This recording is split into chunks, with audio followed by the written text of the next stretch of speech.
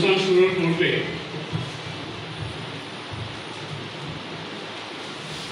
আমরা একটা কাজ করব সবাই মিলে।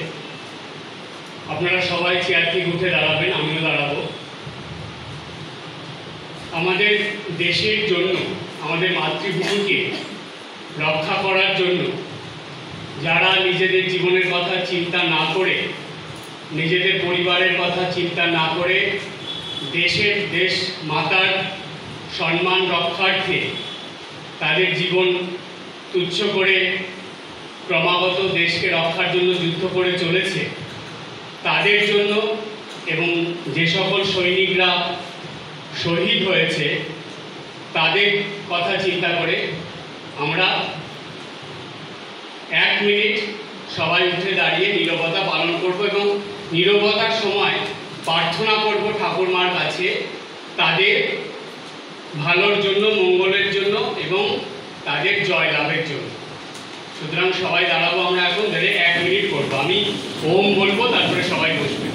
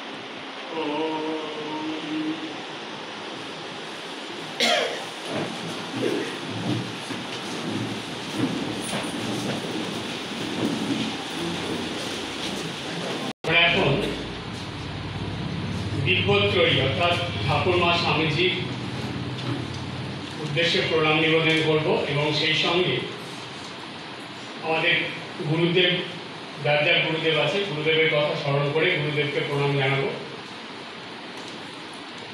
এরপর গীতার দ্বাদশ অধ্যায় আলোচনার মানে চ্যান্টিংয়ের মধ্যে যাবো আমরা।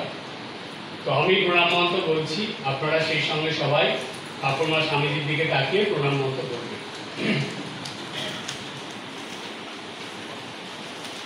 সবার প্রথমে গুরুদেবকে প্রণাম। ওম গুরু ব্রহ্মা গুরু বিষ্ণু গুরু দেব মহেশ্বর গুরু সাক্ষাৎ পরম ব্রহ্ম তস্मै শ্রী গুরবে নমঃ। ওম স্থাপকায় চ ধর্মস্য সর্বধর্ম স্বরূপিণে अवतार वरिष्ठाय रामकृष्णाय ते नमः। यथाग्निर्दाहिका शक्ति रामकृष्णे स्थिता हिया सर्वविद्या स्वरूपाङ्गां शारदां प्रणमाम्यहम्। नमः श्री यतिराजाय विवेकानंद सूरये सच्चित् सुख स्वरूपाय स्वामिने तापहारिणे। সবার প্রথমে ঠাকুরমা স্বামীজির চরণে আভূমি লুণ্ঠিত প্রণাম জানাই, গুরুদেবের চরণে শতকোটি প্রণাম জানাই, উপস্থিত সকল ভক্তদেরকে এবং মাতাজিদেরকে আমার শ্রদ্ধা ভক্তিপূর্ণ নমস্কার জানাই। আজ এখানে আমরা সবাই একত্রিত হয়েছি ভাগবত কথা শোনার জন্য। ভাগবত কথা শোনার যেই মনের দরকার সেই মন হলো ভক্তিপূর্ণ মন। মনে যদি ভক্তিভাব না থাকে তাহলে ভাগবত কথা মনের ভিতরে কোনো কাজ করবে না। এই ধর্মটা জানেন, স্বামীজি বলছেন ধর্ম হলো অনুভূতির জিনিস। ধর্ম শুধু শোনা এবং বলার মধ্যে নয়, ধর্মটা জীবনে পালন করার মধ্যে। তাই সাধু সন্ন্যাসীদের কথা শুনে, ঈশ্বরের কথা শুনে, ভাগবত গীতা এসব শাস্ত্রের কথা শুনে আমরা যদি সেটা মনের ভিতরে ভালোভাবে না রাখতে পারি এবং আমাদের দৈনন্দিন জীবনে পালনের মধ্যে না আনতে পারি, তাহলে সেটার কোনো মূল্য থাকে না। তাই এই ভক্তি, পরম ভক্তির জিনিস হলো ভাগবত। মন যত শুদ্ধ পবিত্র হয় তত ভাগবত আমাদের জীবনকে ক্রমশ বিষয়মুখী মন ঈশ্বরমুখী করে দেয়। আর সেই মন ঈশ্বরমুখী হয় না, শুধু ঈশ্বর দর্শন করতে যে শক্তি দরকার সেই শক্তি তখন মনের ভিতরে চলে আসে। সুতরাং জানবেন, এই কলিযুগে ভক্তি হলো সব থেকে শ্রেষ্ঠ। তাই ভাগবতের এত মাহাত্ম্য। এই ভাগবত বোঝার আগে যার জীবনের উপর এই ভাগবত, তার মুখনিসৃত বাণী গীতা, সেই গীতার মধ্যে তিনি একটা অদ্ভুত জিনিস বলেছেন। আপনারা এটা নতুন একটা কথা শুনবেন, খুব ভালো করে মনে রাখবেন কথাটা। ভগবান গীতাতে কতগুলো অধ্যায় বলেছেন? 18টা অধ্যায়। এই 18 রকম ভাবে ভগবানকে লাভ করা যায়। প্রত্যেকটা অধ্যায়ের পিছনে একটা কথা, ছোট্ট একটা শব্দ আছে, কি জানেন? সেটার নাম হলো যোগ। প্রত্যেকটা অধ্যায় দেখবেন প্রথম থেকে শুরু হচ্ছে, সবকটা অধ্যায়ের নামের সঙ্গে সঙ্গে একটা করে শব্দ জোড়া আছে, সেটা হলো যোগ। ভক্তি যোগ, জ্ঞান যোগ, কর্মযোগ, রাজযোগ। কখনো মনে প্রশ্ন আসে, আচ্ছা এই যোগ কথাটা কেন? এই যোগ ছাড়াও তো হতে পারত। এই যোগ কথার মানে হলো অঙ্কে যোগ বিয়োগ নয়, এই যোগ হলো ভগবানের সঙ্গে যুক্ত হওয়ার যোগ। তাই গীতাতে 18 রকমের পদ্ধতি ভগবান বলে দিলেন যে তুমি তোমার পক্ষে যেটা সুবিধা, যে কোনো একটা অবলম্বন করে তুমি এগোও, তুমি ঠিক ভগবানের সঙ্গে নিজেকে যুক্ত করতে পারো। তাই ভক্তির যে কথা, যেই ভক্তির দ্বারা ভগবানের সঙ্গে যুক্ত হওয়া যায়, সেই কথাটার নাম হলো ভক্তিযোগ। সেই যোগটার নাম ভক্তিযোগ। এখন আমরা সেই ভক্তিযোগটা বেলুড় মঠে যেইভাবে চ্যান্টিং করা হয়, সেই চ্যান্টিংয়ের সুরে চ্যান্টিং করবো সবাই। আপনাদের দেওয়া হয়েছে না হাতে হাতে?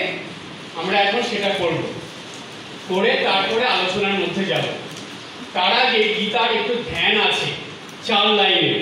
সেই ধ্যান মন্ত্রটা আমি বলছি, সেটাও বেলুড় মঠে যেভাবে হয় সেটা করে ভগবান শ্রীকৃষ্ণকে প্রণাম জানিয়ে আমরা এই দ্বাদশ অধ্যায়ের মধ্যে যাব।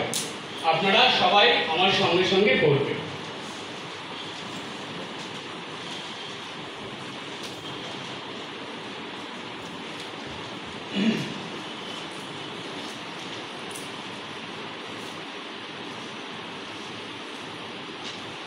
গীতা বইয়ে দেখবেন প্রথমেই গীতার ধ্যান আছে, সেইখানে 4টে লাইন আছে। প্রথম যেটা গীতার, এগুলোকে বলে শ্লোক। প্রথম 4টে শ্লোক নিয়ে একটা ধ্যান মন্ত্র আছে, সেইটা এখন আমি পাঠ করছি। আপনারা সেটা সবাই খুব মন দিয়ে শুনবেন আর নিজেরাও বলবেন, কারণ এটা বেলুড় মঠের সুর, তো আমাদের রামকৃষ্ণ ভক্ত মণ্ডলীর এটা জেনে রাখলে খুব ভালো।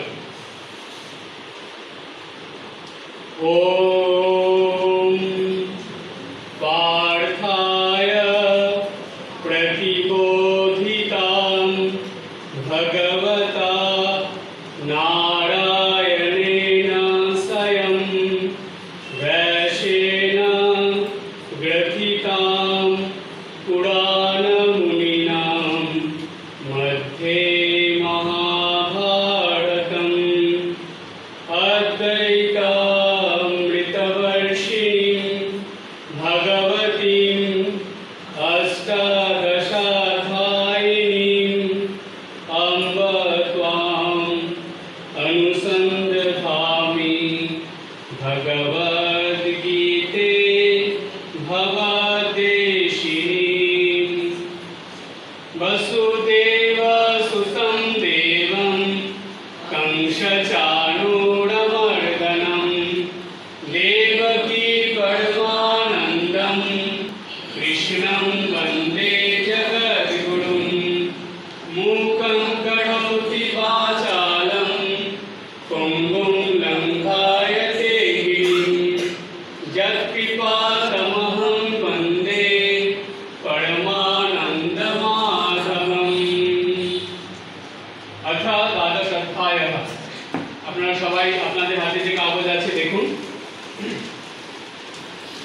ओम श्री परमात्मने नमः। अथ द्वादशाध्यायः भक्ति योग। अर्जुन उवाच एवं सततयुक्ता ये भक्तास्तम्पर्जुपासते ये तपस्करमव्यक्तं तेषां के योगविक्रमा। श्रीभगवानुवाच मया विश्य मनो ये मां युक्ता उपासते श्रद्धया परयोपेता ते मे युक्ततमामका। एतक्षरम् अनिर्देशम् अव्यक्तं पर्युपासते सर्वत्र गमचिन्तं च कुटस्थमाचरं ध्रुवम्। संयमेन्द्रियग्रामं सर्वत्र समबुद्धया ते पाप्नुवन्ति मामेव सर्वभूतहिते रताः। क्लेशोऽधिकतरो तेषाम् अव्यक्तसक्तचेतसाम् अव्यक्ता हि गतिर्दुःखं देहावद्भिरवाप्यते। ये तु सर्वाणि कर्माणि मयि संन्यस्य मत्परा अनन्येनैव योगेन मां ध्यायन्तः उपासते। तेषामहं समुद्धर्ता वित्तो संसारसागरात् भवामि न चिरात् पार्थ मया वेशितचेतसाम्। मयैव मानवाधस्य मयि बुद्धिं निवेशय निवसिष्यसि मयैव अत ऊर्ध्वं न संशय। अथ चित्तं समाधातुं न शक्नोषि मयि स्थिरम् अभ्यासयोगेन तथा मामिच्छन्तुं धनञ्जय। अभ्यासोपसमर्थोषि मत्कर्मो परमो भव। मदर्थमपि कर्माणि कुर्वन् सिद्धिमवाप्स्यसि। अथैतद्वचक्षुषि कर्तुं मज्जोगमाश्रितः सर्वकर्मफलत्यागं त्यक्तुं कुरु यथात्मवान्। श्रेयो हि ज्ञानमभ्यासात् ज्ञानं ध्यानं विशिष्यते। ध्यानात् कर्मफलत्यागः त्यागात् शान्तिरनन्तरम्। अतिष्ठत् सर्वभूतानां मैत्रकरुण एव च निर्ममो निरहङ्कारः समदुःखसुखशमी। सन्तुष्टः सततं योगी यतात्मा दृढनिश्चयः। मया प्रीतमनोबुद्धिः यो मद्भक्तः स मे प्रियः। यस्मादपि जते लोकान् न विजते च यः। हर्षमर्षभयद्वेगैः मुक्तजसे च मे प्रियः। अनपेक्षः शुचिर्दक्षः उदासीनः गतर्वथः सर्वारम्भपरित्यागी यो मद्भक्तः स मे प्रियः। यो न हिंसति न द्वेष्टि न शोचति न काङ्क्षति शुभाशुभपरित्यागी भक्तिमान् स मे प्रियः। समशत्रौ च मित्रे च तथा मानापमानयोः शीतोष्णसुखदुःखेषु समसङ्गविवर्जितः। तुल्यनिन्दास्तुतिर्मौनी सन्तुष्टः येन केनचित्। अनिकेतः स्थिरमतिः भक्तिमान्यो ह्यः नरः। ये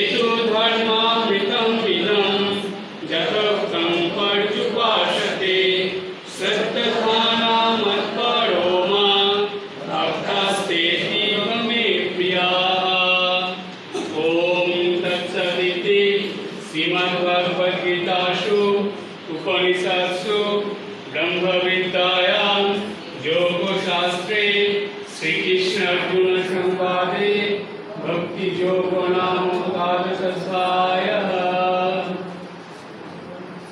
ओम शांति शांति शांति।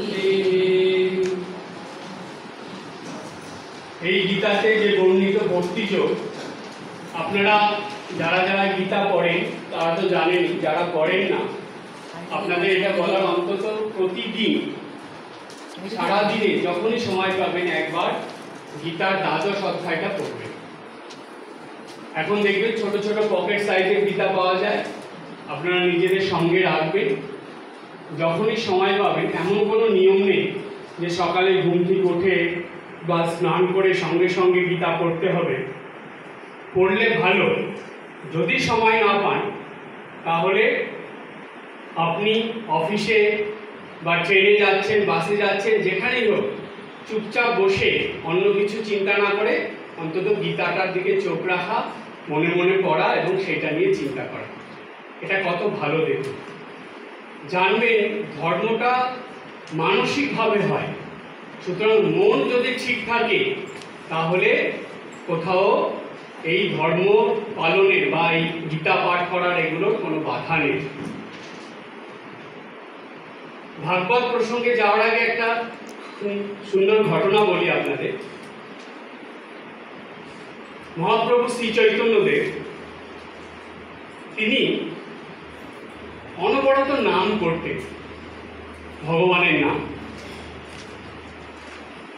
তো একসময় কি হলো, তিনি কি করতেন, যখন বাহ্যে যেতেন অর্থাৎ পায়খানা বাথরুমে যেতেন তখন নাম বন্ধ রাখতেন। কিন্তু নাম করতে করতে এমন একটা পর্যায়ে পৌঁছে গেছিলেন মহাপ্রভু, তার নাম আর বন্ধ হতো না। তো করবেন কি, তিনি চিন্তায় পড়ে গেছেন। মহাপ্রভুর কাছে একটা ছোট ছেলে আসত, সে মহাপ্রভুর কাছে এসে অনেকক্ষণ সময় কাটাতো, মহাপ্রভু যেটা যেটা দরকার সেটা সেটা দিত। সে তখন একদিন দেখছে যে এইরকম যে কিছু একটা ভাবছে মহাপ্রভু। তো সে বলছে যে প্রভু আপনি কি চিন্তা করছেন? বলছে দেখে আমি চিন্তা করছি যে আমি যে এখন যাব, বাহ্যে যাব, তো সেইখানে আমি তো নাম বন্ধ করতে পারছি না, সেইখানে নাম বন্ধ করবো কি করে?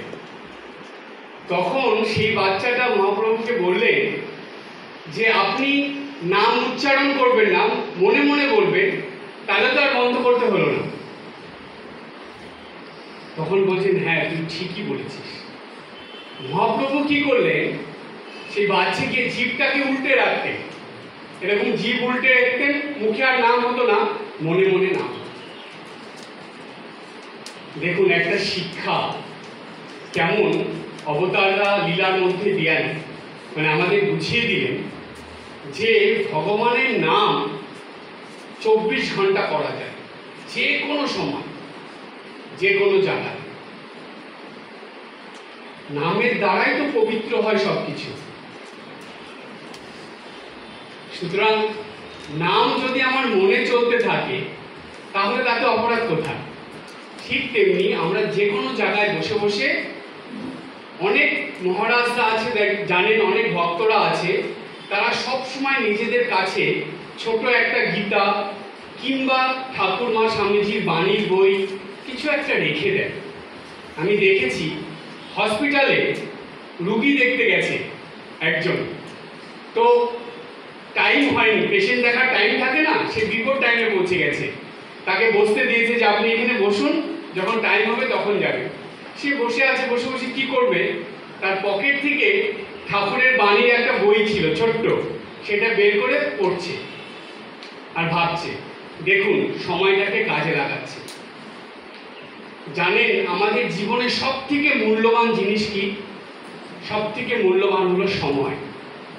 সুতরাং সময় দেখবেন আমাদের এই ইতিহাসে পাওয়া যায়, যত মানুষ জীবনে বড় হয়েছে, স্বামী বিবেকানন্দ থেকে শুরু করে যাদের কথা আপনারা জানেন, দেখবেন তাদের জীবনে একটা খুব কমন জিনিস ছিল সেটা হলো তারা সময়কে ভীষণ মূল্য দিতেন, প্রত্যেকটা সময়কে মূল্য দিতেন, সময় নষ্ট করতেন।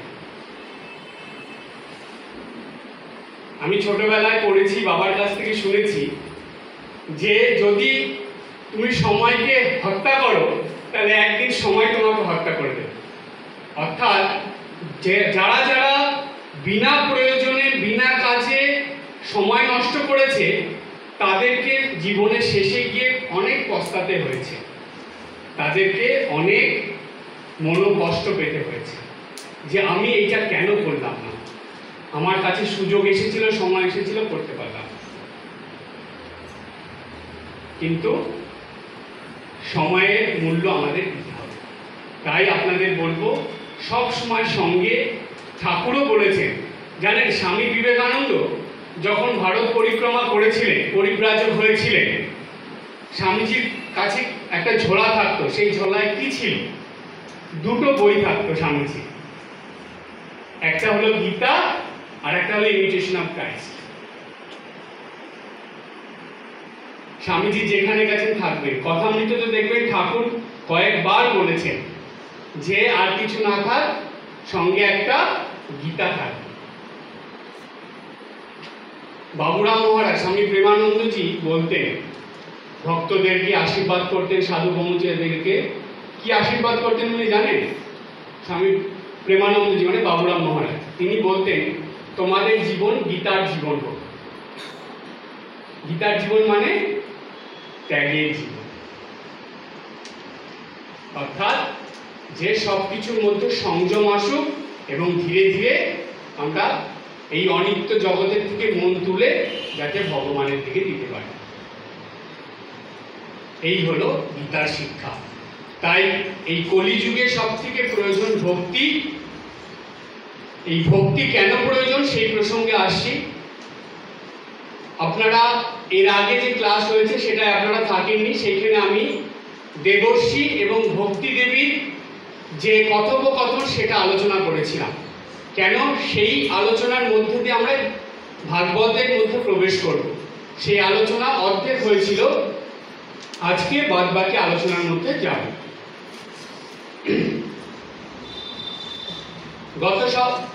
গত মাসে যে আলোচনা হয়েছিল তাতে আমি বলেছিলাম যে নারদ খুব মন খারাপ করে বসে আছে, তার কাছে কয়েকজন মুনি ঋষিরা এসেছেন, তারা নারদ ঋষি দেবর্ষিকে জিজ্ঞেস করছেন, দেবর্ষি আপনি এত মন খারাপ করে কেন বসে আছেন? তখন নারদ বলছে যে কি কারণে তার মন খারাপ সেটা তিনি তাদের কাছে বলছেন। বলতে বলতে তিনি বলছেন যে আমি বৃন্দাবনের পথে যাচ্ছিলাম, স্বয়ং বিষ্ণু নারায়ণের যেটা লীলাক্ষেত্র, কৃষ্ণ হয়ে লীলা করলেন বৃন্দাবনে, সেই প্রভুর লীলাক্ষেত্রে আমি যাচ্ছিলাম। হঠাৎ করে দেখছি যমুনার ধারে গাছতলায় একজন অপরূপ সুন্দরী মহিলা, তিনি বসে বসে কাঁদছেন এবং তার দুই পাশে ডান দিকে বাঁ দিকে দুইজন অচৈতন্য হয়ে পড়ে আছে। তো নারদের খুব মনে ইচ্ছা হলো যে কি ব্যাপার, এমন পরম শান্তির স্থান বৃন্দাবন, যেখানে আসলে মন এমনি ভালো হয়ে যায়, সেইখানে এরকম একজন মহিলা বসে বসে কাঁদছেন, পাশে দুজন আছে, কি ব্যাপার? দেবর্ষি নারদের খুব ইচ্ছা হলো যে না একটু যাই, গিয়ে একটু তার সঙ্গে কথা বলি, যে দেখি উনি কি বলেন। তখন নারদ কৌতূহল বসে গেলেন, গিয়ে ভক্তি দেবীকে নমস্কার করলেন, করে বললেন যে হে দেবী, আপনি কে? আপনি কেন এখানে কান্নাকাটি করছেন? পরম শান্তির ধাম বৃন্দাবন, এখানে এসে মানুষের মনের সব দুঃখ কষ্ট মিটে যায়, কিন্তু আপনি এখানে এসে কাঁদছেন, আপনার মনে কি দুঃখ? তখন ভক্তি দেবী নারদকে কিছু কথা বলেছিলেন যে তার কষ্টটা এটাই যে এই কলিযুগে মানুষ তাকে ঠিক সম্মান শ্রদ্ধা করছে না, তার অবমাননা করছে, এবং বলছে যে আমার দুপাশে আমার দু সন্তান আছে, একজনের নাম জ্ঞান, একজনের নাম বৈরাগ্য। বলছে এদের মানুষ নিজেদের কাছে না নিয়ে এত দূরে সরিয়ে দিয়েছে এবং এরা এত অবহেলা, এত অপমান এরা পেয়েছে যে এরা আর কারো কাছে যাচ্ছে না, নিজেরা এইখানে অচৈতন্য হয়ে পড়ে আছে। তো আমার কষ্ট হচ্ছে যে আমিও যেতে পারছি না আর এরাও এইভাবে রয়েছে। তো সুতরাং এইখানে আমি এসে আমার মনের দুঃখ কষ্ট মিটছে না। তো তখন নারদ তাকে কিছু কথা বলেছিল। সেই যে ভক্তি দেবীর সঙ্গে নারদের কথা হয়েছিল, সেই কথাটার নামই হলো দেবর্ষি ভক্তি দেবী সংবাদ। তো এই নারদ যখন জিজ্ঞেস করলেন যে আপনি কে, তখন তিনি বললেন যে আমার নাম ভক্তি দেবী। তো ভক্তি দেবী, নারদ ভক্তি দেবীকে অনেক কথা বোঝালেন, বললেন, এবং নারদের কথা শুনে ভক্তি দেবীর মনে একটু আশার সঞ্চার হল। তিনি ভাবলেন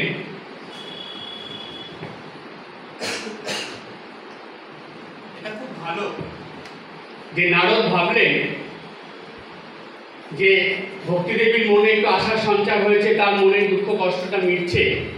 তো নারদের কথা শোনার পর ভক্তি দেবী বললেন যে আপনার ন্যায় সাধুর গণের দর্শন এ জগতে হয় সর্বসিদ্ধির কারণ। খুব সুন্দর কথা বললেন যে আপনার ন্যায় সাধুগণের দর্শন এ জগতে হয় সর্বসিদ্ধির কারণ। আমাদের শাস্ত্রে আছে যে সাধু দর্শনে একটা পুণ্য লাভ হয়। কেন জানেন কি পুণ্য লাভ হয়? প্রশ্ন আসবে মনে। পুণ্য লাভ এটা হয়, প্রত্যেক মানুষের মধ্যে তিনটে গুণ থাকে, সত্য, রজ, তম।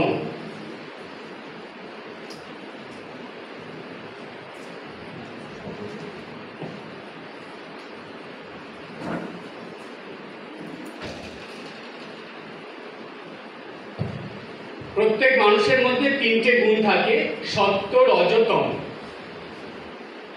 তো মানুষ বেশিরভাগ সময় ঠাকুর ঘরে বা মন্দিরে যাওয়া বাদে প্রায় সময় মানুষের মন রজ আর তমর মধ্যে ঘোরাফেরা করে। যখন কর্ম চলে তখন রজ, আর যখন খাওয়া ঘুমানো তখন তম। পরনিন্দা পরচর্চা এটাও তম, অপরের দোষ দেখা এটাও তম। সাত্ত্বিক গুণে, সত্য গুণে খুব কম সময় যায়। 24 ঘন্টার মধ্যে আপনারা হিসাব করে দেখবেন, খুব বেশি হলে 1 ঘন্টা, কি বড় জোর টেনে টুনে খুব ভক্ত যারা 2 ঘন্টা, তার বেশি সাত্ত্বিক ভাবে মন যায় না। তাই এই যে শাস্ত্রে বলল যে সাধু দর্শন করলে পুণ্য লাভ হয়, পুণ্য লাভ মানে মনের সাত্ত্বিক গুণটা বৃদ্ধি পায়, তখন তার মধ্যে শুভ চিন্তা, ভালো চিন্তা আসে, তার মধ্যে তখন ঈশ্বরের চিন্তা আসে। ঠাকুর কথামৃতে বললেন সাধু দর্শন করলে ঈশ্বরের উদ্দীপন হয়, ভগবানের চিন্তা আসে, এটাই হলো লাভ। তাই বলছে যে সাধুর দর্শন করার পর বলছে এই জগতে হয় সর্বসিদ্ধির কারণ, সিদ্ধি লাভ হয়। সাধু সঙ্গ করতে করতে মানুষের মন ধীরে ধীরে ঈশ্বরের দিকে চলে যায়, ঈশ্বরের চিন্তা মানুষের মনে বেশি হতে থাকে। তাই দেখবেন আগেকার দিনে লোকের একটা খুব সুন্দর কথা আছে, তারা বলছেন চোরের সঙ্গে থাকলে চোর হয় আর সাধুর সঙ্গে থাকলে সাধু হয়। এই সঙ্গটা কি? মনের সঙ্গ। স্বামী ভূতেশানন্দজি মহারাজ বললেন সাধু সঙ্গ মানে কি জানো? বেশিরভাগ মানুষই ভাবে সাধু সঙ্গ মানে সাধুর কাছে গেলাম, প্রণাম করলাম, তাকে দুটো কথা বললাম, তার দুটো কথা শুনলাম, একটু প্রসাদ খেলাম, তাকে প্রণামী দিলাম, চলে আসলাম, সাধু সঙ্গ হয়ে গেল। বলছে না, এটা আংশিক সাধু সঙ্গ, সামান্য। তাহলে সাধুসঙ্গ কি? ভূতেশানন্দজি মহারাজ বলে দিলেন, সাধুসঙ্গ মানে হলো সাধুর কাছে গিয়ে তুমি যে সাধু বাক্য শুনলে সেগুলো চিন্তা করবে, স্মরণ মনন করবে এবং সেটা নিজের জীবনে পালন করবে, তবে সেটা সাধুসঙ্গ। যেই সাধুসঙ্গ করে তোমার জীবনে উন্নতি হবে, তোমার মনের উন্নতি হবে, তবেই সেটা ঠিক ঠিক সাধুসঙ্গ। তাই এইখানে ভক্তিদেবী দেখুন, সে নারদ ঋষিকে দেখার পরে, নারদ ঋষির কথা শোনার পরে বলছেন যে আপনার ন্যায় সাধুগণের দর্শন এই জগতে হয় সর্বসিদ্ধির কারণ। সর্বসিদ্ধির কারণ কেন বলছেন? কারণ দেবর্ষি নারদ, যিনি নাকি ভক্ত শ্রেষ্ঠ, নারায়ণের সব থেকে প্রিয় ভক্ত হলো নারদ। তো সেই প্রসঙ্গে ভক্তিদেবী বললেন নারদকে যে আপনার সঙ্গ পেয়ে ধ্রুব প্রহ্লাদ তারা উদ্ধার হয়ে গেল। সুতরাং আপনার সঙ্গ পেয়ে যে আমি মানে আমার যে উদ্ধার হবে বা আমার যে ভালো হবে এটা আমি জানি। সুতরাং আপনি আমাকে যা বলবেন আমি শুনব। তখন দেবর্ষি নারদ ভক্তি দেবীকে বলছেন, কি বললেন? বলছেন যে দেখুন, আপনি ক্রমাগত কৃষ্ণের স্মরণ মনন করুন, কারণ এই জগতে ভক্তি প্রচারের জন্যই শ্রীকৃষ্ণ এসেছিলেন। স্বয়ং নারায়ণ বিষ্ণু সে এসেছিলেন এই শ্রীকৃষ্ণ অবতার। এসে তিনি অনেক লীলা করলেন, কিন্তু তার মধ্যে ভক্তিটা শ্রেষ্ঠ। এইবার মানুষের মনে জাগবে, কই শ্রীকৃষ্ণ তো সেরকম কিছু দেখলাম না, তিনি বাল্যলীলা করে গেলেন, তারপরে তো মহাভারতের যুদ্ধে চলে গেলেন, ভক্তি কোথা থেকে আসলো? এই বাল্যলীলাগুলো যে চিন্তন, এর মধ্যেই পরম ভক্তি লুকিয়ে আছে। কোনো অবতারে বাল্যলীলার এত ঘটনা নেই যেটা শ্রীকৃষ্ণের বাল্যলীলায় আছে। সেজন্য বলা হয় এটা খুব মধুর লীলা। শুদ্ধ পবিত্র মনে যদি ভগবান শ্রীকৃষ্ণের বাল্যলীলা চিন্তা করা যায়, তাহলে ভগবান খুব আপন হয়ে যান, একদম নিজের হয়ে যান। আর এটা হয় ভক্তির দ্বারা। ভক্তি ভগবান খুব কাছের হয়। রাধা কৃষ্ণের যে প্রেম সেটা সম্পূর্ণ ভক্তি। মন সম্পূর্ণ শুদ্ধ পবিত্র হলে তবেই রাধা কৃষ্ণের প্রেমটা বোঝা যায়, না হলে সেটা ভুল বোঝা হয়। এবার রাধা কৃষ্ণের প্রেমের একটা খুব সুন্দর ঘটনা আপনাদের বলতে, খুব মন দিয়ে শুনবেন। একদিন রাধা বসে আছে, কৃষ্ণ আসবে, দুইজনে দেখা হবে। রাধা অনেকক্ষণ অপেক্ষা করছে, কৃষ্ণ কিছুক্ষণ পরে এসেছে। আসার পরে দেখছে রাধার খুব মন খারাপ। তখন কৃষ্ণ রাধাকে বলছে যে কি ব্যাপার, আজকে তোমার হাসি খুশি দেখছি না, এত মন খারাপ কেন? তো তখন রাধা বলছে যে না, এটা তুমি বুঝবে না। কৃষ্ণ বলছে না, তুমি বলো আমি বুঝবো। বলছে না, তুমি বুঝবে না। তখন রাধাকে খুশি করার জন্য কৃষ্ণ অনেক কিছু করলো, অনেক কথা বললো, ইয়ে করলো, ফুল এনে দিল, নানা রকম বাঁশি বাজালো, তবুও রাধার মন ঠিক হচ্ছে না। তখন কৃষ্ণ বললো না, তোমাকে আজকে বলতেই হবে, তোমার মন এত খারাপ হয়ে আছে কেন, তুমি কি এত চিন্তা করছো? রাধা তখন কৃষ্ণকে বলছে, তোমাকে আমি বলবো না, কারণ যেদিন তোমার এই রাধার মতন মন হবে সেদিন তুমি রাধার মনের ব্যথা বুঝতে পারবে, তা না হলে তুমি বুঝতে পারবে। তখন কৃষ্ণ দেখলো যে এখন শেষ একটা উপায় আছে, তা না হলে রাধার মনকে খুশি করা যাবে। তখন কৃষ্ণ বলল, ঠিক আছে, আমি তোমাকে কথা দিচ্ছি, এর পরের বার আমি যখন অবতার হয়ে আসব, আমি দেহটা রাখবো পুরুষে, কিন্তু মনটা রাখবো রাধার। আসলেন শ্রী চৈতন্যদেব, সারাটা জীবন কৃষ্ণ কৃষ্ণ করে কাটালেন। আসলেন পুরুষের বেশে, মনটা নিয়ে আসলেন রাধার। এসে কি করলেন তিনি? সারাটা জীবন ভক্তি বিলিয়ে গেলেন।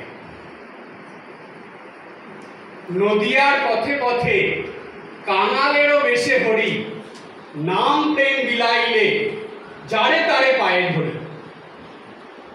সবাইকে বলছে, একবার কৃষ্ণ নাম বলো, একবার কৃষ্ণ নাম। রাধার মন কৃষ্ণ কৃষ্ণ করছে, সবাইকে নামের স্রোতে ভাসালেন না, শুধু নামে ডুবিয়ে দিয়ে গেলেন। জানবেন, যার মনে যত বেশি ভক্তি, তার তত বেশি নাম জপ হয়। যার মনে ভক্তি নেই, সে জপ বেশিক্ষণ করতে পারে। কেন? এই নাম জপের জন্য ভক্তির শক্তি দরকার।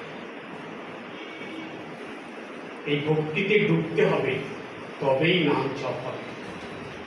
আবার দেখুন, জপ করতে করতে ভক্তি বেড়ে যায়, সুতরাং জপ করতে হবে। শ্রীমা সারদা দেবী স্বয়ং রাধা, তিনি কি বলে দিলেন? বললেন, যাই হোক সকাল সন্ধ্যায় নাম করতে, মানে জপে বসতে ভুলবে না, জপ ছাড়বে না, করে যাও। প্রথম প্রথম অসুবিধা হবে, করতে করতে ঠিক হয়ে যাবে, করতে করতে ঠিক হয়ে যাবে। আমি আপনাদের বলি, এবার মনোবিদ্যার কথাতে আসি। একটা পাথর আপনারা যখন পেলে, ধরুন পাথরের কথা আমি বাদ দিলাম, চন্দন কাঠ, একটা গাছ, ঠিক একদম রিয়েল চন্দন কাঠ যদি হয়, চন্দন গাছের থেকে কাঠটা নিয়ে আসছে, ওটা কিন্তু কোনোদিন স্মুথ থাকবে না, সমান থাকে না। বাজারে যেগুলো বিক্রি হয়, এগুলো তো কেমিক্যাল মিশানো, সমান করে দেওয়া, এগুলো রিয়েল নয়। রিয়েল চন্দন কাঠ একদম সমান স্মুথ থাকে না, ওটাকে ঘষতে ঘষতে সমান হয়ে যায়, হয় কি না? আর ওই ঘষতে ঘষতেই শুধু সমান হয় না, তার থেকে সুগন্ধ বেরোয়। ঠিক আমাদের মনও তাই, যত বেশি মনকে ঘষবেন ঈশ্বরের নাম দিয়ে, তত মন একদম সহজ সরল হবে, এবং সেই মনেই ঈশ্বরের দৈবী গুণ প্রকাশিত হবে। যেমন চন্দনের গন্ধ বেরোয়, তেমনি দৈবী গুণ আপনার আচারে, ব্যবহারে, কথাবার্তায়, কাজকর্মে, সব কিছুতে দৈবী গুণ প্রকাশ পাবে। তাহলে দেখুন, এই নামের কত শক্তি, একটা মানুষকে সম্পূর্ণ পরিবর্তন করে দেয়। তাই চৈতন্যদেব তার প্রিয় শিষ্য হরিদাসকে বলেছিলেন, বলছে, হরিদাস, তুমি তো হরির দাস, তাই তো তোমার নাম হরিদাস। হরিদাস হাত জোড় করে বলছে, প্রভু, আমার কর্তব্য কি, আমার কাজ কি, আমি কি করব? বলছে, তুমি তো হরির নাম করতে ভালোবাসো, হরির নাম করো। এই কথা বলে চৈতন্যদেব একটা খুব গুরুত্বপূর্ণ কথা বলে দিলেন। বললেন, হরিদাস, তুমি এইটা জেনে রাখো, হরি নামেই হরি নামে, হরি নামেই হরি নামে। অর্থাৎ হরি নামে মানে ভগবানের নামে, হরি নামে মানে ভগবান নামে। কোথায় নামে? আমাদের হৃদয়ে, আমাদের অন্তরে, আমাদের জীবনে। তাকে আনতে হবে আমাদের ভিতরে। ভগবান সবার মধ্যে আছে, কিন্তু জাগরিত নেই, নামের দ্বারা তাকে জাগাতে হবে। তাই চৈতন্যদেব বললেন, হরির নামেই হরি নামে।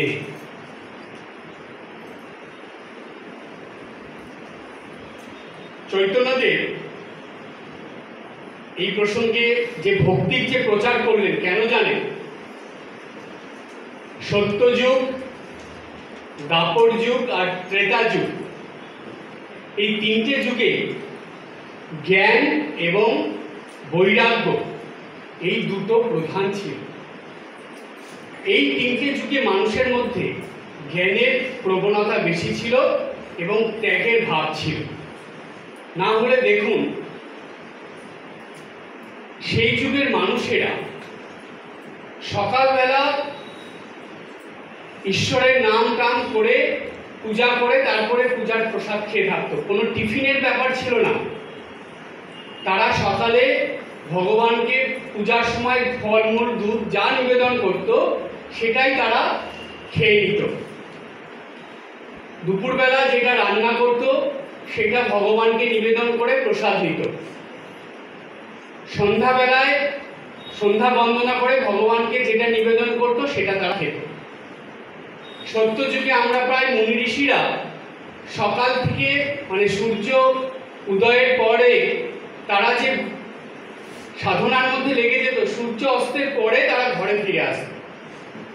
সারাদিন কিছু খাওয়া নেই, সাধন ভজনের মধ্যে ডুবে থাকে। কলিযুগে এটা সম্ভব নয়। কলিযুগে মানুষের দেখুন বেশিক্ষণ পড়াশোনারও ধৈর্য নেই, বেশিক্ষণ ধ্যান করার ধৈর্য নেই, বেশিক্ষণ হোম যজ্ঞ করবে সেটাও নয়। মানুষ করবেটা কি? অনেকক্ষণ কর্ম করবে এক নাগাড়ে, সেটাও করতে পারবে না। তাহলে ভগবান নিজেই বিপদে পড়ে গেলেন। কলিযুগের মানুষকে উদ্ধার করব কি করে? তখন অবতার মহাপ্রভু শ্রী চৈতন্যদেব আসলেন, এসে সহজ পথ দেখিয়ে গেলেন যে তোমরা ভক্তির দ্বারা এই কলিযুগে উদ্ধার হবে। সুতরাং কলিযুগের প্রধান হলো ভক্তি,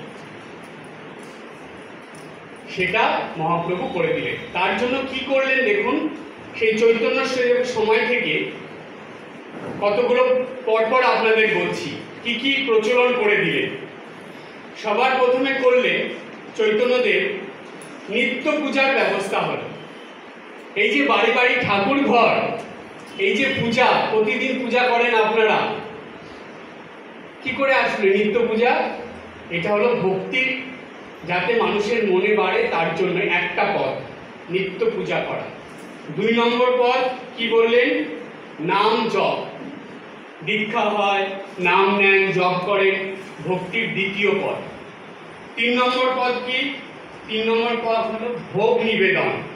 এই যে ভগবানের কাছে ভোগ নিবেদন করা হয়, আপনারা দেখবেন যেদিন নিজের বাড়িতে ঠাকুর ঘরে ভগবানকে ভোগ নিবেদন করবেন, আপনারা সকাল থেকে মনটা একদম হাসি খুশি, তাড়াতাড়ি ঠাকুর ঘরের কাজটা সেরে রান্নাঘরে চলে গেলেন, শুদ্ধতা পবিত্রতার সঙ্গে ভোগ নিজে হাতে ভোগ রান্না করে ভগবানের কাছে নিবেদন করলেন। মনে খুবই শান্তি পান। ভোগ নিবেদন করার পর প্রসাদ সবাইকে দিচ্ছেন, মনটা খুশিতে ভরে থাকে। ভক্তির তৃতীয় উপায়। চতুর্থ উপায় কি করলেন মহাপ্রভু? কি দেখালেন? সন্ধ্যা বন্দনা।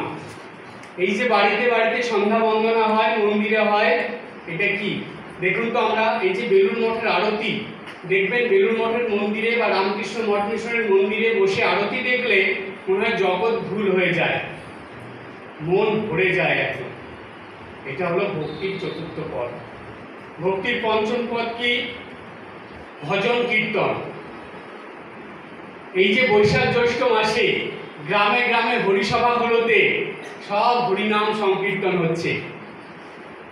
আমি যেখানে যেখানে হরিনাম সংকীর্তন হয় যাই, আপনারা অবশ্যই যাবেন।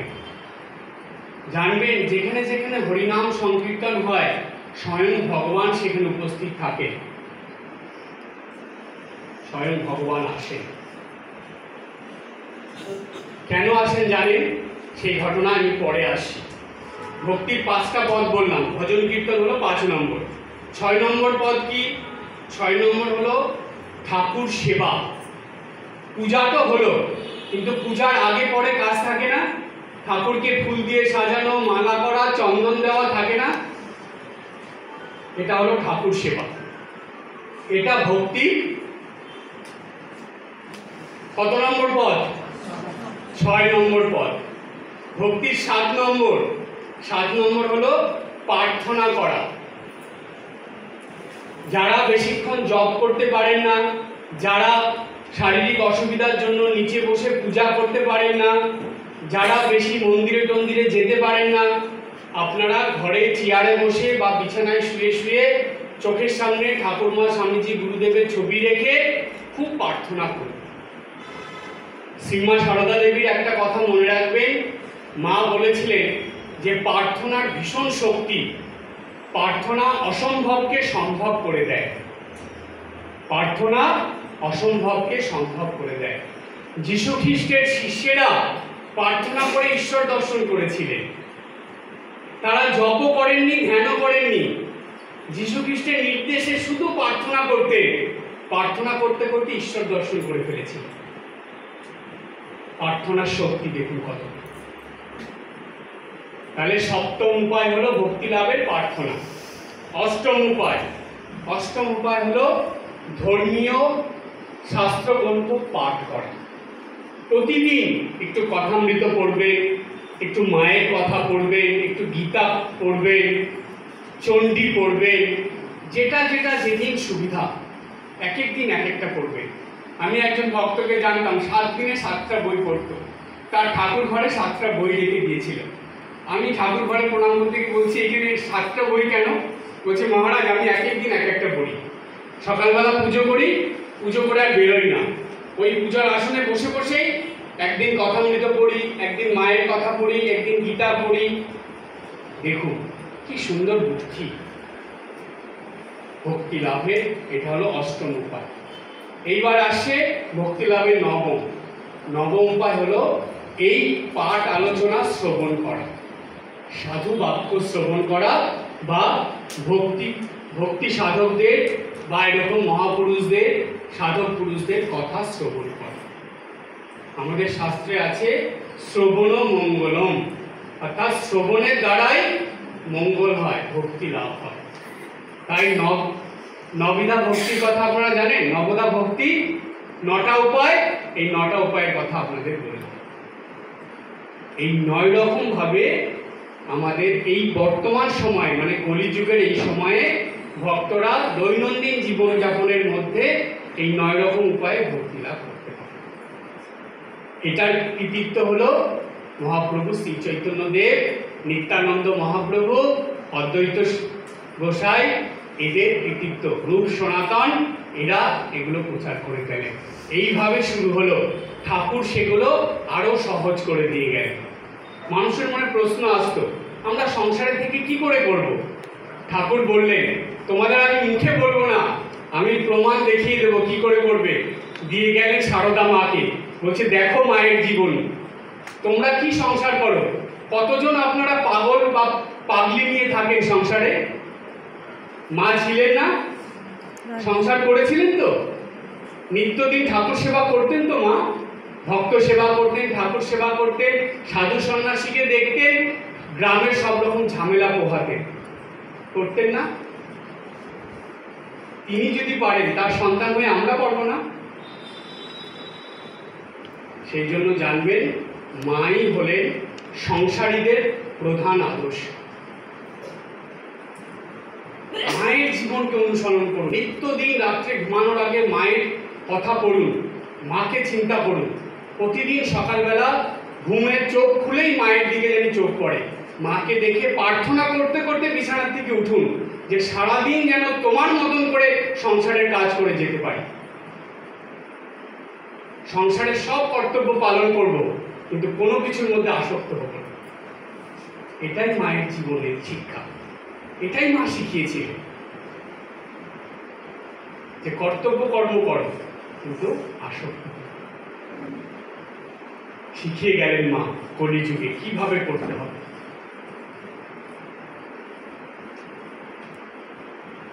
এই যে নবদা ভক্তির কথা বললাম, এরপরে একটা প্রশ্ন আসে, আচ্ছা মহারাজ, এই নবদা ভক্তি যদি আমরা পালন করি, এতে আমাদের লাভ কি হবে? লাভ হবে, প্রত্যেকটা মানুষের মধ্যে যখন ভগবান আমাদের শ্রেষ্ঠ জীব করে এই পৃথিবীতে পাঠিয়েছে, তখন আমাদের মধ্যে দৈবী গুণ দিয়ে দিয়েছে। আপনারা বলুন তো, কোনো মানুষ জন্মের পর থেকে খারাপ থাকে? কোনো একটা শিশু সে জন্মের পরে খারাপ হয়? যত বড় হয়, যত জগৎ সংসারের সঙ্গে মিশে, এই খারাপ গুণগুলো এখান থেকে নেয়। ভগবান আমাদেরকে ভালো গুণ দিয়ে পাঠান, আমরা সেগুলোকে চাপা দিয়ে দিই, এমনকি খারাপ গুণগুলো আমরা অধিকভাবে বিকশিত করে ফেলি, কিন্তু এগুলো নষ্ট হয়ে যায় না।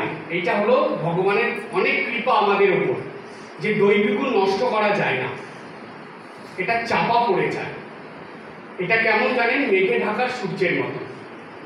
যেই খারাপ গুণগুলোকে আপনি সরাতে থাকবেন, ভালো গুণ এমনি বেরিয়ে আসবে, আসবেই আসবে। ভালো গুণ আর খারাপ গুণ জানেন কিভাবে থাকে? আলো আর অন্ধকার যেমন পাশাপাশি থাকে, ঠিক সেইভাবে থাকে। এই ঘরটা আপনারা দেখছেন পুরো আলোকিত। এখন যদি সব সুইচগুলো অফ করে দেওয়া হয়, লাইটগুলো অফ করে দেওয়া হয়, তাহলে কি হবে? ঘরটা সঙ্গে সঙ্গে অন্ধকার হয়ে যাবে। আবার সুইচ দিলে আলো জ্বললে পুরো আলোকিত হয়ে গেল। ঠিক আমাদের মনে দুই রকম গুণ কাজ করে, একটা হলো দৈবিক গুণ, একটা হলো আসরিক গুণ। মানুষ যত জগৎ সংসারের গুণের মধ্যে মিশে যায়, তখন সেটা আসরিক গুণে পরিণত হয়ে যায়। কিন্তু দৈবিক গুণ নষ্ট হয় না, সেটা সাইডে পড়ে থাকে, সেটা চাপা পড়ে থাকে। যেই আপনি নববিধা ভক্তি যে বললাম, ভগবানের নাম করবেন, নিত্য পূজা করবেন, জপ করবেন, প্রার্থনা করবেন, ধীরে ধীরে আসরিক গুণগুলো সরে যাবে, তখন দৈবিক গুণ বিকশিত হয়ে যাবে। মেঘ সরে গেল, সূর্য উদয় হল, হবেই হবে। এই যে ভক্তি লাভ হলো, এর দ্বারা যে আমাদের ভক্তি তো আসলো, ভক্তি দেবী এই কথা শুনলেন, নারদ ঋষি বললেন ভক্তি দেবীকে যে এই রকম ভক্তির প্রচার স্বয়ং ভগবান এসে করে গেছে, সুতরাং তোমাকে যেতে হবে মানুষের কাছে, মানুষ তোমাকে নেবে, কেননা এই কলিযুগে ভক্তিকেই মানুষ আশ্রয় করে ভগবানের কাছে পৌঁছাবে, তাছাড়া অন্য কোনো পথ নেই। তাহলে বলছে, তখন ভক্তি দেবী বললেন যে এই যে আমার যে দুই সন্তান জ্ঞান বৈরাগ্য, এদের কি হবে? তখন নারদ ঋষি বলছেন যে এদেরও উপায় হবে। কি করে উপায় হবে? বলছে, তুমি যখন, বলছে হে দেবী, আপনি যখন কোথাও যাবেন, এরা আপনার সঙ্গে সঙ্গে যাবে। সেই জন্য জানেন একটা মজার ব্যাপার, যারা খুব ভক্তিমান মানুষ, তারা কিন্তু খুব জ্ঞানী হয় এবং তাদের মধ্যে ত্যাগ বৈরাগ্য থাকে। কি করে জানেন? জ্ঞান মানে জাগতিক জ্ঞান নয়, জ্ঞান মানে হলো, এখানে বলছে পারমার্থিক জ্ঞান, অর্থাৎ ঈশ্বরের জ্ঞান, নিত্য অনিত্যের জ্ঞান। ঠাকুর বলছেন যে ঈশ্বরই নিত্য আর সব অনিত্য, এটা জানার নাম জ্ঞান। সুতরাং এই জ্ঞানটা তার হয়। এবং আর একটা বললেন বৈরাগ্য কি করে হয়? ভক্তি যখন আসবে, তখন এই জগৎ সংসারের সব কিছু আর আকর্ষণ করবে না আপনাকে। তখন আপনি মন্দিরে ছুটে যাবেন, তীর্থস্থানে যাবেন, সাধু মানুষরা আসতে তাদের কাছে ছুটে যাবেন, তখন জগতের অন্য কিছু আর আপনার ভালো লাগবে না। এইটা হবে। এই কথা বলে দেবর্ষি নারদ বললেন যে হে ভক্তি দেবী, আর একটা কথা আপনাকে বলছি, আপনি শুনলে অবাক হবেন, বা আপনি হয়তো এইটা মনে থাকবে আপনার, যে ভগবান নারায়ণ যখন কৃষ্ণ অবতারে এসেছিলেন, তখন এসে তিনি তার ভক্ত অর্জুনের কাছে, তার সখা অর্জুনের কাছে একটা প্রতিজ্ঞা করেছিলেন। কি প্রতিজ্ঞা সেটা? ভগবান বললেন অর্জুনকে যে অপি চেত সুদূরাচার ভজতে মাম অনন্য ভাব সাধুর এব সমন্তব্য সম্যক ব্যবসিত হিসহ। তারপরে বলছেন ক্ষিপ্রম ভবতি ধর্মাত্মা শাশ্বত শান্তিম নিগচ্ছতি ক্রন্তেয় প্রতি জানিহি নমে ভক্ত প্রণশ্যতি। এটা একটা প্রতিজ্ঞা করে ফেললেন।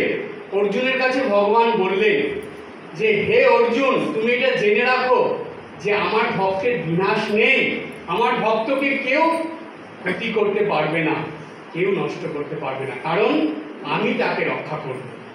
এখানে বলছেন অপিচে দুরাচার, বলছে যে খুব দুরাচার ব্যক্তি, যে ভালো মানুষ নয়, খারাপ মানুষ, সেও যদি অনন্য মনে মা ভক্তি দিয়ে আমার নাম করে, আমার স্মরণ মনন করে, আমার শরণাগত হয়, সাধুর এগো সমন্তব্য, তাকে সাধু বলে জানবে, তাকে ভালো মানুষ বলে জানবে। তারপরে বলছে যে সেই যে মানুষটা, সেটা ধীরে ধীরে আমার নাম করতে করতে একজন ধর্মাত্মা মানে ধার্মিক পুরুষে পরিণত হয়ে যায়। আর এই যে আমার ভক্ত যে নাকি ধার্মিক হলো, তার কোনো বিনাশ নেই, অর্থাৎ আমার ভক্তকে কেউ ক্ষতি করতে পারবে না, আমি তারকে রক্ষা করি।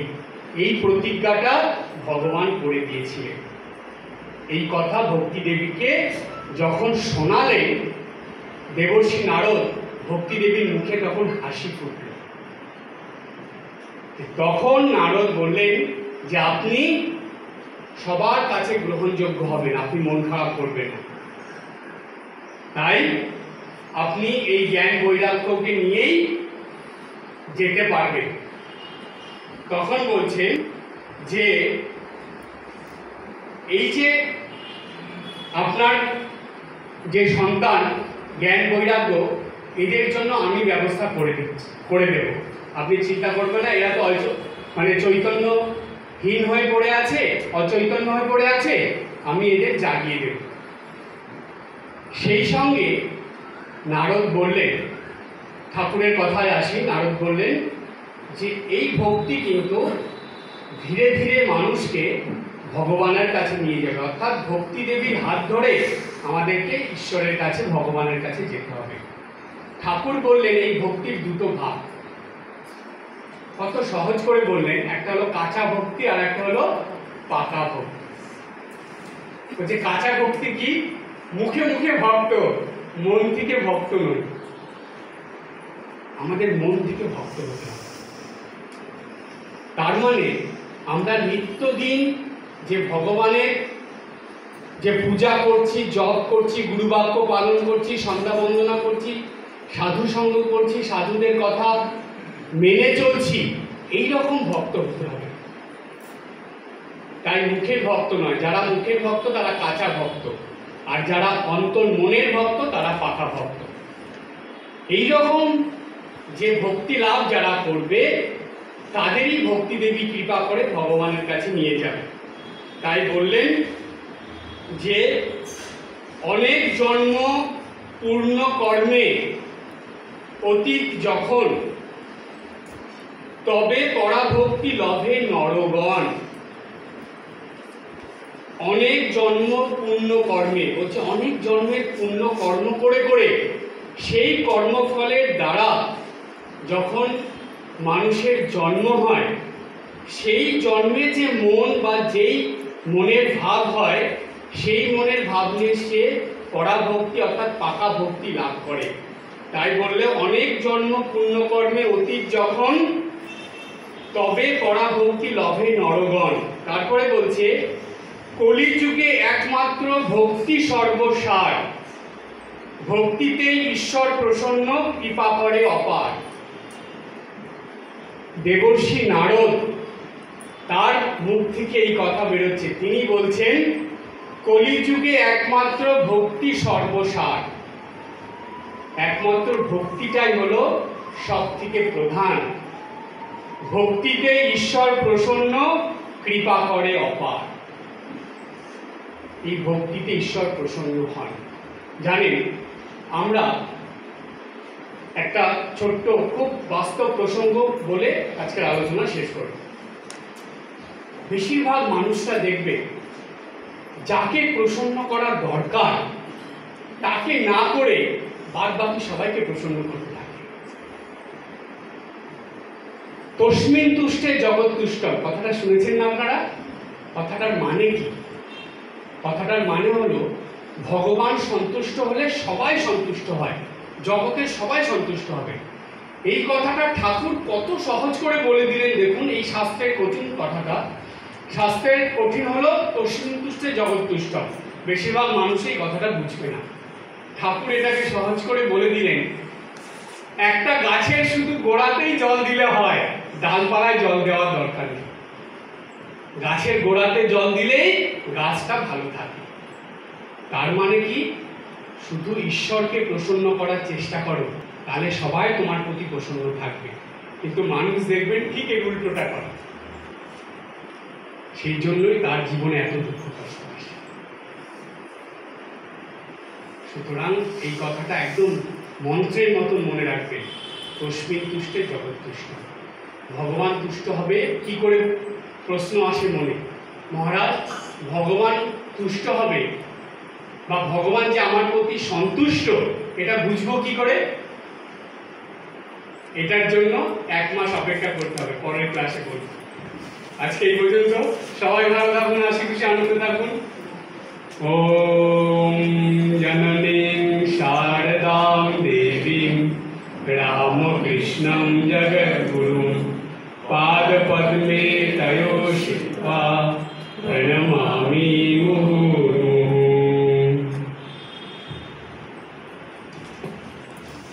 এখন আমাদের ওই প্রোগ্রাম, আজকে হলো মাতৃ দিবস। এই মাতৃ দিবসে আমাদের এই পাঠচক্রটা আজকের থেকে শুরু হলো, শ্রী শারদেশ্বরী পাঠচক্র। দেখছেন পিছনে নাম।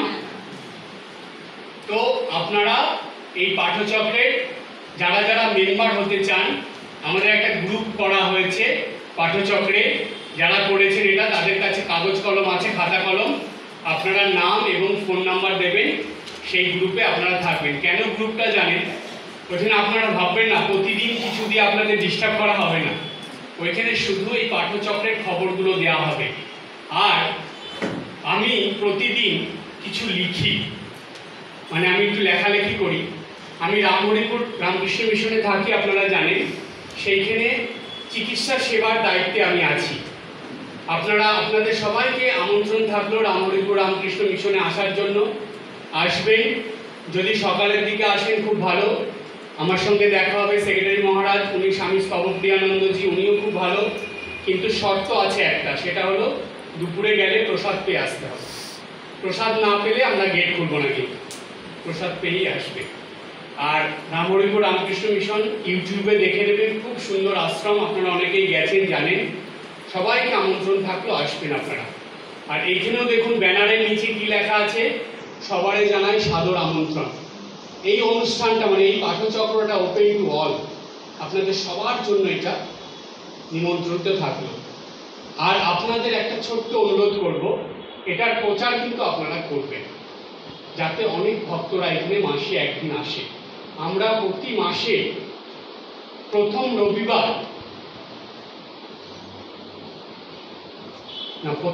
প্রথম হলো আপনাদের এখানে না, আসানসোল রবিবার আসানসোলে পাঠচক্র আছে, এখানে বসে আছেন উনি, ওইখানে পাঠচক্রের করেন আমাদের বাসন্তী দিদি। ওইখানে প্রতি মাসের প্রথম রবিবার ওইখানে হবে। আর প্রতি মাসের দ্বিতীয় রবিবার বাঁকুড়া, প্রতি মাসের দ্বিতীয় রবিবার এইখানে পাঠচক্রে হবে বিকেল 5টা থেকে, গরমের দিনে টাইম, শীতের দিনে বিকেল 4টা। তো আপনারা এখন 5টার সময়ই হবে এই কটা মাস, আপ টু দুর্গা পূজা পর্যন্ত। আপনারা প্রতি মাসে দ্বিতীয় রবিবার, অন্য কোথাও প্রোগ্রাম খুব অসুবিধা না থাকলে কোথাও প্রোগ্রাম রাখবেন। মানে এটা শুনতে না, মহারাজ আমি তো ছিলাম না, শুনতে পাইনি, চলে গেছিলাম বিয়ের নিমন্ত্রণ, কি করব, চলে গেছি, এইরকম। এই দ্বিতীয় রবিবারটা একটু ফাঁকা রাখবেন, সবাই আসবেন। এই যে ভাগবতের আলোচনা, এই আলোচনাটা আমি নতুনভাবে করব আপনাদের কাছে। আপনারা গতানুগতিক যে ভাগবতের আলোচনা শোনেন সেরকম করব না। আপনারা আজকে নিশ্চয়ই বুঝতে পেরেছেন, আমি ঠাকুর মা যে স্বামীজি, ভারতের সাধক সাধিকা, ঠাকুরের সন্তান, সাধক পুরুষ, মহাপুরুষ, তাদের জীবনের আলোকে এই ভাগবত আলোচনা করব। এর মধ্যে যীশু খ্রিস্টের কথা আসবে, বুদ্ধদেবেরও কথা আসবে, চৈতন্যদেবের কথা আসবে, সমস্ত ভক্তি সাধকদের কথা আসবে। তাদের জীবনের আলোকে আমরা ভাগবতটাকে বুঝে নেব। এটা একটা নতুন ভাবে আলোচনা হবে, সুতরাং আপনারা এটা অবশ্যই উপস্থিত থাকবেন। আর একটা খুশির খবর দিই, আজকে যেটা হলো এটা ইউটিউবে বেরোবে, আর আপনাদের সবাইকে কিন্তু দেখা যাবে। সুতরাং আপনারা এটাকে অনেক মানুষের কাছে প্রচার করে দেবেন। যাতে এই ইউটিউব থেকে সবাই দেখতে পারে। ঠিক আছে, এটা ছিল ঘোষণা। আর একটা ঘোষণা হলো, এইখানে আপনারা যখন যাবেন সবার জন্য প্রসাদ আছে, প্রসাদ নিয়েই যাবেন, প্রসাদ না নিয়ে কেউ যাবেন। এখন আমরা সমাপ্তি সঙ্গীত শুনবো। সমাপ্তি সঙ্গীতের ব্যবস্থা আছে? আচ্ছা, আপনারা চলে আসুন।